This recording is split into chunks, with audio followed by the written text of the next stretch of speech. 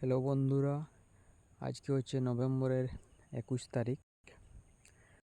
আর এই 21 তারিখে আমি একটা ছোট্ট জায়গায় কিছুটা পরিমাণ শশার চাষ করেছি, সেটা আপনাদের কাছে একটু তুলে ধরছি আমি।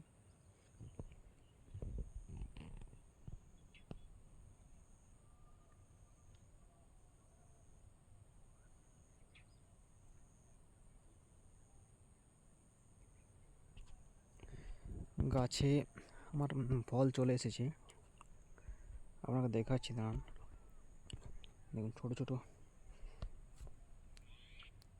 ফল এসে গেছে। গাছের অবস্থা তেমন একটা ভালো নেই। এই গাছে আমি পুনরায় চাপান দিচ্ছি।